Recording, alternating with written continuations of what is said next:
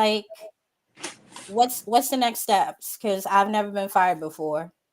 So like if you could just tell me the next, like, do you guys need me to clear out my area today? Like, Anything.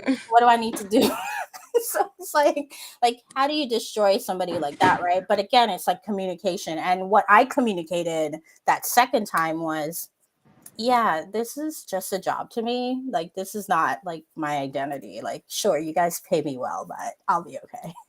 you Yeah. know so like Donnie, you work with a lot of like business owners, right, who are trying to attract the right clients, trying to attract, trying to even just like portray who they are, right? But like a lot of times who we're trying to portray in society is not what people are perceiving us to be, right? And so how do you like coach those clients? How do in those moments, like when they engage you, like how do you coach them to get to that place where they're communicating effectively?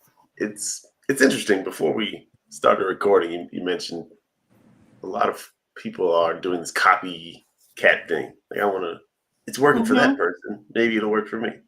Oh, that person is doing the Harlem Shake on TikTok. I don't know if anyone does that anymore. You really dated yourself there, Donnie. Harlem Shake. Yeah, I'm past 40. That might be the last internet thing that I know. And so I have I have a long question there, but when it comes down to it, the conversation always revolves around the idea that you have to decide desired outcomes. I mean, are rooted in who you are, who you see yourself to be in the world, and how you want to impact the world. So we start there. Like, how do you even see yourself? Who do you perceive yourself to be, and who do you want to be? Like, because a lot of times we have the Superman Clark Kent thing. Like, if I'm operating in my Clark Kent, I'm trying to be the Superman. But Clark Kent is Superman. He just has to take the clothes up, put the little cape. That's it. Put the cape up. So we kind of talk through those things, and then it's a confidence thing. Like, you define how you want to be seen. We work on words, we work on positioning and things to make that happen. But then it's the confidence, also, like you said, that when it seems like there's opposition, pushback, or skepticism, that you don't crumble and go become something else because it didn't work. I can't. It's tough. We have, I think, as a society, a lot of us we're just used to we're not like solid in our expression of values. We want to be flexible and perceived as, amenable to any situation, and we're scared we're going to lose money if we rub somebody the wrong way. That's very true. It's so goofy. Because when you're rubbing, you got to rub everybody every way, and then you. I mean, it's the truth. It's true. Like, there's only one thing that maybe I say in my life. There's only two things I'm good at in my whole life. I only know how to do two things. So it would be dumb for me to try to do something else. And I think even if I could do 10 things, I can't communicate 10 things clearly at the same time. So it's really about just deciding who you are, who you want to be seen as, and then building your confidence in this is going to work because it is who you are, it's who you're called to be. Yep. And if it's your purpose, why play around with that? Let's just stand in the knowledge of that, in the confidence of that, and in spite of the power dynamics that feel like they're out there. One of the things that y'all talking about workplaces, and I have plenty of work stories as well.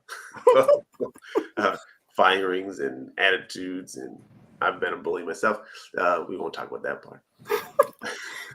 I think we all have, right? Like, I mean, I think we all like to think that like we're like the best people like in the world. But I remember when the Me Too movement started and they were like taking down bosses. And like I've been a boss for most of my working life. And I remember working at a particular place where we were just inappropriate. like looking back, just like some of the conversations Yeah. we would have, some of the jokes, you know, and like I remember when it came, I was like, oh, I we were just kikiing, but like there, you know, and luckily, and I remember like I went on Facebook at the time and made an announcement about how like I was like, I need to get in front of this. And so like I went on and I have a post that shows up in my memories every year of me being like, hey, like, you know, I've been a boss for a while. You know, I just want to apologize to anybody that I ever sexually harassed, you know, or discriminated against without even realizing it. You know, like this is inappropriate.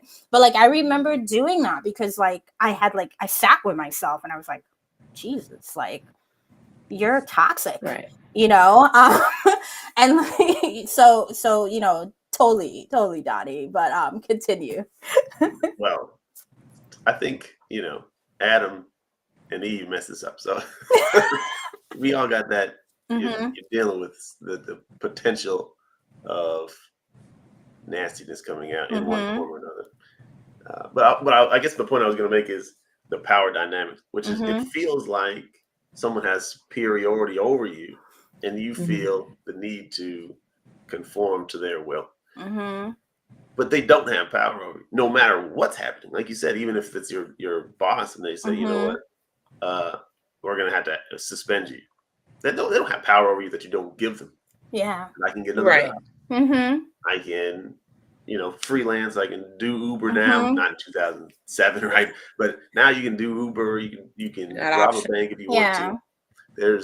You have your options, and I don't have to give you that power. So don't like what you said. Taking a breath. Part of what you do when you take a breath, at least this is how I see it, is remember. This is my moment. This is my moment. You're having your moment. That's outside of my control. What I can control is recognizing my own power and my own lack of need for approval from you or anything from you. And when you do that, then it's a little bit easier to communicate what you want, what you stand for, what you're not going to take.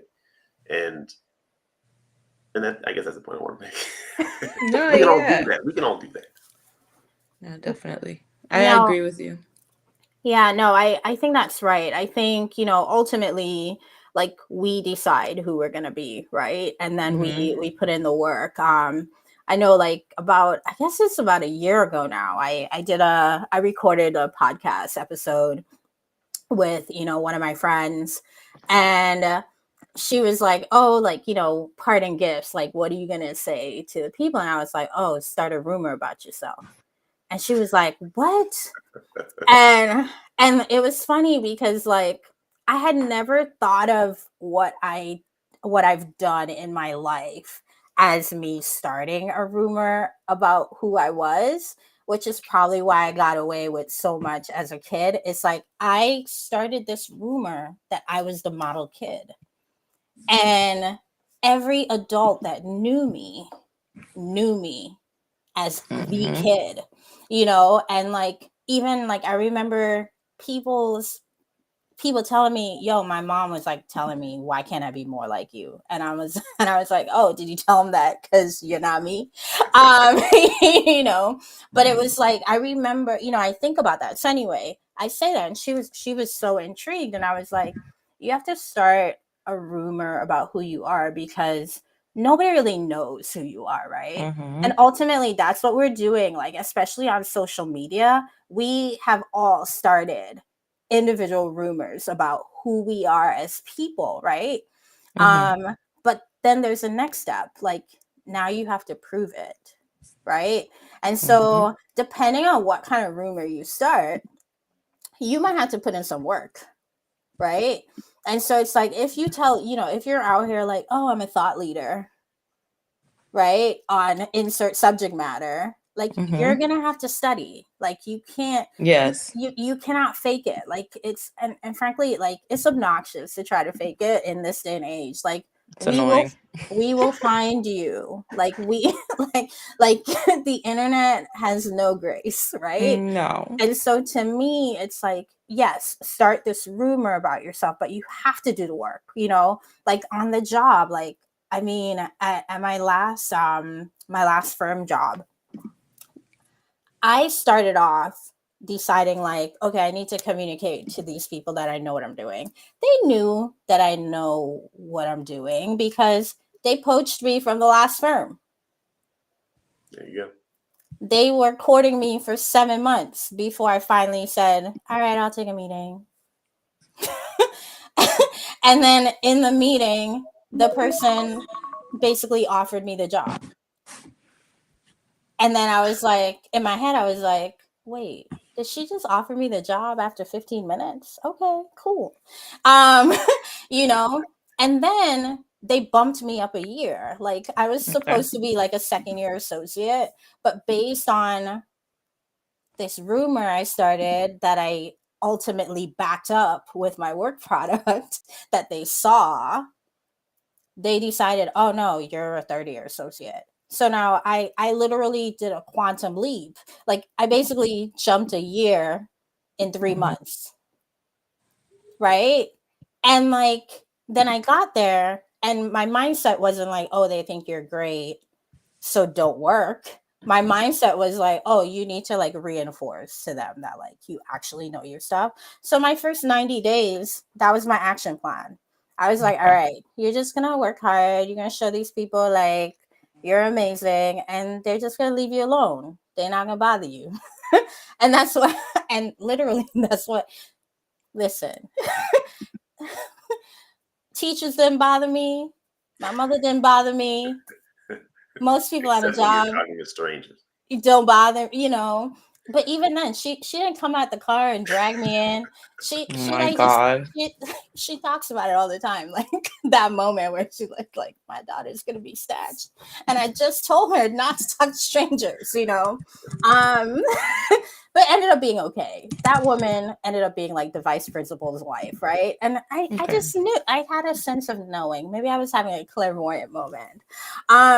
You know, but I remember like I worked really hard and I, you know, to the point I basically brought the same energy I had at my previous firm.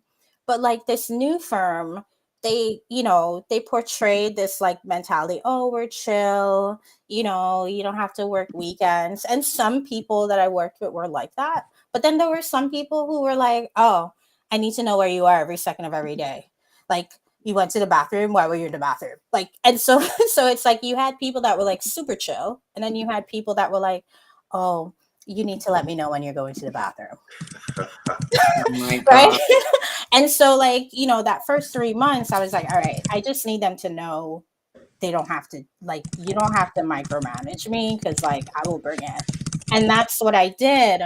um and so sorry, 1 second. And so what ultimately happened, She's working. what ultimately happened is I ended up like trying to figure out how to not how to basically keep people at bay, but also like train the associates that I was working with to have that kind of mindset, because like we were working in like a high, you know, just like high stress environment, a lot of expectations. We get paid very well. Like most people don't know what they're doing. Like, you know, like we're all kind of like faking it until we make it, you know, big law life. What can I say? At least like that's the first few years of like our job, right? Like you, like no one's like an expert, you know, like you only become an expert by doing the work, right? And so ultimately like I did the work, and then I remember after my 3 month period they were like, oh my god, you're awesome, you're wonderful, you're great. And I was like, in my head I was like, yes. um and and the next phase was, oh, I need to show them that I'm not just a workaholic, I'm also a social butterfly. Full disclosure, I'm a social butterfly when I want to be. Okay. Sometimes I want to talk to nobody. Like I will literally go to a whole Fair. event. I will go to a whole event and just be eating the food, drinking the juice, and not talking to anybody. Okay. Like, and it's a whole networking event. It might even be an event that I planned. Okay, like that's and but that's just two sides of who I am. But I needed them to know, like, no, when it's time to turn on, obvious fun. And so, like, the next 3 months, we had our summer associates, and the summer associates were coming to me to find out what practice groups they should pick for their top three, because of this is how influential I became in that like 3 month, like That's to wild. the so like in my first 6 months in this new place, and this is like all independent, like lockdown time where like you're not really coming into the office, like to be able to like show people what you're doing in 90 days working Mm-hmm. remotely, It's monumental. you know and so it's like that to me, and the reason why I share that story is because like I really want to show people that like you can plan what you're going to communicate, and then you just have to follow through. Like you're in charge. It goes like, I think we're all kind of saying the same thing, right? Like you're in charge. Like this is your moment, whether it's like that awkward moment in the interview where they're like, oh, we're going to need you to like do this like presentation that we really should be paying you for, um because like why am I giving you a whole proposal for a long-term project for no charge? um like what is Right. that, No. right? Or like on the other hand, like I'm dealing with a client, and I realize, oh, this client's not serious about what they want. They keep changing their mind. And so like now me as a business owner myself, I have to be willing to realize, okay, yeah, this client's having their moment right now. And Mm-hmm. like, yeah, I might need this money to pay my rent, but like, what, like, is there At no what way? expense? Yeah, like, is it Mm-hmm. really worth it for me to like Mm-hmm. continue to like torture myself when somebody's just not ready yet, right? And Exactly. that's ultimately what happens, right? And same in Mm-hmm. the workplace. It's like, you know, you can spend your whole life at a job trying to convince people that you're something, but like if they've already kind of pre-decided that you're not special, like you're not important, there's really nothing you can do. Mm-hmm. Like it just like you can literally make them 100 bajillion dollars and they're still not going to accept you, if that's what they've decided to do, right? And so Mm-hmm. like ultimately, like we're all deciding how we communicate with each other, you know what's important to us, Yes. like who's important to us, like who do we actually need validation from, right? When is it Mm-hmm. okay to say, you know what? I used to think I want you to validate me, but like you don't even know who you are. So how could you possibly validate me? Like you're still trying to impress the next guy. Right? And No, so yeah. like picking up on those cues, right, where you realize you're like, oh, this person has a problem, but like this problem's not really my problem, It's because not, yeah. like or somebody's getting really personal in like a business situation, and you're kind of like, well, I only know you on like a business level. And so like the energy that you're bringing to me, that can't be for me, that has to be for something else, right? And so like knowing when to even reject some of Yep. the vibes you're getting from people and not take it on, because sometimes we internalize so much of what's communicated to us, right? And I know we've spent a lot of time talking about how we communicate and how we present ourselves, but what about those moments when people are communicating to you in a way where it's just not beneficial, like it's not edifying in any way, and Yep. sometimes they're just dead wrong, they're dead wrong about you. you know do you have to take their word for it, right?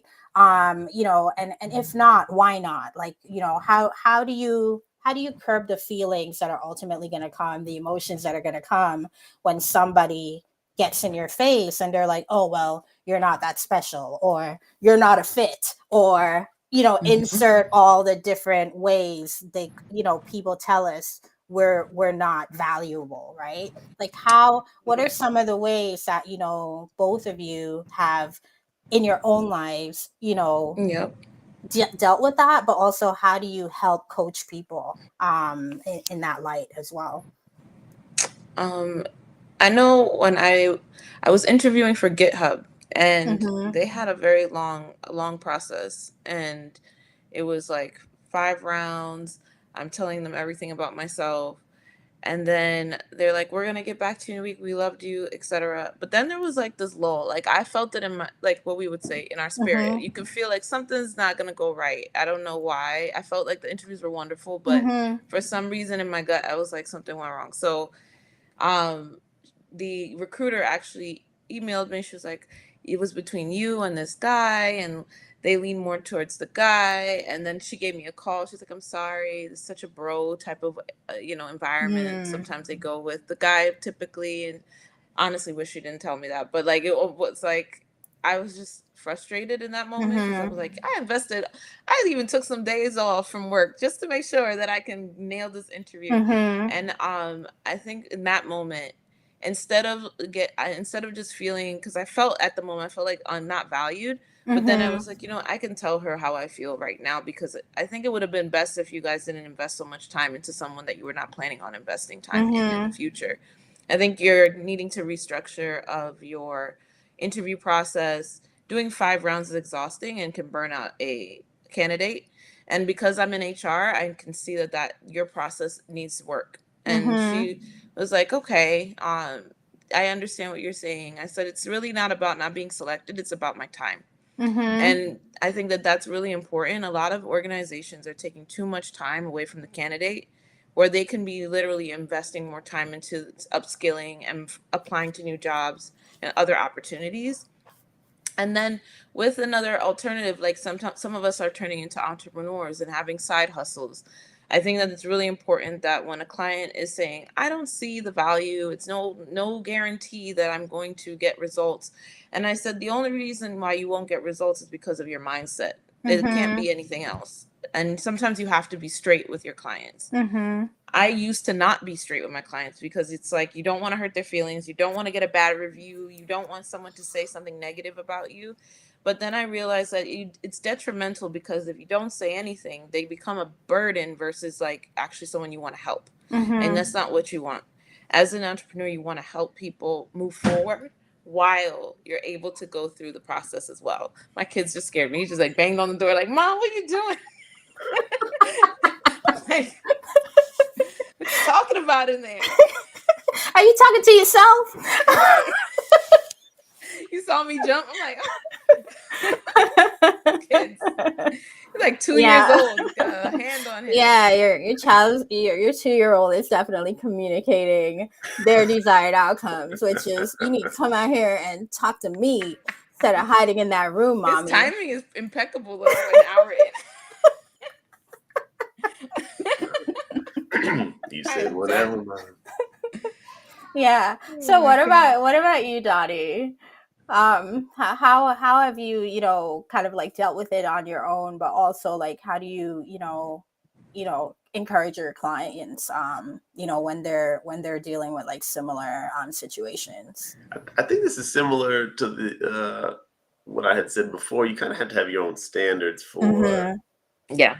what you're going to take, what you aren't going to take, and of course it's fluid. There Yeah. might be some hard and fast rules, but situations sometimes you bend the rules for. But if you Yes. have, if we're saying I just need this opportunity or anything, I need this relationship, or I need people to like me, then you go into it and you'll take that weird kind of communication Yeah. coming towards you because Mm-hmm. you feel that need to deprioritize yourself, Mm-hmm. which I mean accomplishes a goal, but you hate yourself. Maybe it's just me. Hate yourself afterwards. Like, why did I Mm-hmm. even do that? Was it worth it? You might get a check out of it, and I've gotten checks and hated that I got the job. Like I Mm-hmm. wish I hadn't even won that contract because I don't want to do it. But I bent over Mm-hmm. backwards because I felt like I needed to do this. So if you ahead of time, we're talking about preparation again. Mm-hmm. Kind of define what kind of standards you have for how Mm-hmm. you're going to be treated or how you're going to interact with people. Mm-hmm. I used to have a jerk clause. I don't really attract too many jerks, so I spot them pretty early. I had it was a big contract, yo.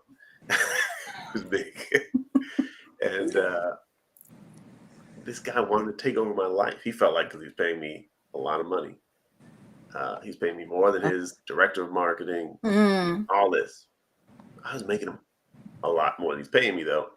But he wanted to own my life. Why haven't you mentioned me on LinkedIn? Was that in the contract? Sir. Right. And he wanted, texting me at 8 o'clock in the night. This is going out in the morning. I want you to do something different. But I did deal with it for a while. At some point, I invoked the jerk clause, though. Like, I'm not going to do this. It's not worth the amount. I'm only going to be alive for so long. It's some money. Yeah. Right. So it's like, we're not going to be able to continue. This is not working out for me. And you can take your fat check. Go talk to somebody else. And so I didn't enforce my standards soon enough. I was making a lot of money. It was a lot of money. No, it's hard though. Like, and I think it's important to like share that, right? Like,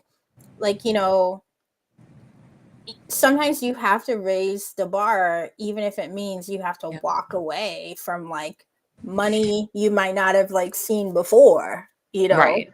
Money that like could change the trajectory of your own business, your finances. And so it's like we're not completely oblivious to the fact that like, standing on business. I heard you guys trying to make it, very professional, but I know you really wanted to say stand on business. So I'll say it for you. Stand on business. Like I was like, oh, they're gonna say stand on business, and then like you guys went off into like these, scholarly. They're just trying to make sure I look good. Scholarly like sentences. We're on your platform. We gotta make sure we gotta keep it fresh.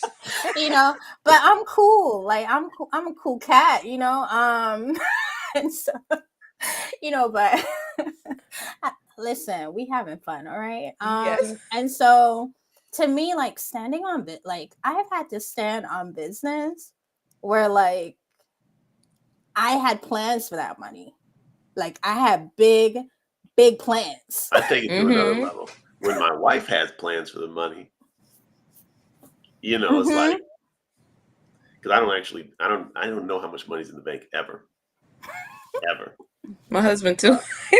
Because it's like, but then she's like, well, after she makes plans, now it's like I don't want to derail what she's right. So you gotta, all that is communication. Yeah, and then like now you have to communicate with your spouse, right? Or if you have business partners, like you can't just be out here willy-nilly, like like Rogue Abria 23, like whatever, I don't need you, like because there are so many people relying on you being able to make emotionally intelligent decisions, yes, regardless of your feelings, while also maintaining a standard, right? And so it's important to have even those sidebar conversations before you show up, like Mel Gibson in Braveheart, like oh my god, throwback. That's like my favorite movie ever. And so it's like 5 hours long. It is. But I love it. It made an impression. Like I feel like I was supposed to be born during those times, like running through, like the field with spears. Oh my gosh. You love those kind of movies. Oh my goodness. Those are the best though. They are. I mean, listen, freedom fighter, like that's like the purest form of freedom fighting, right? But the dirtiest. that part, I love it.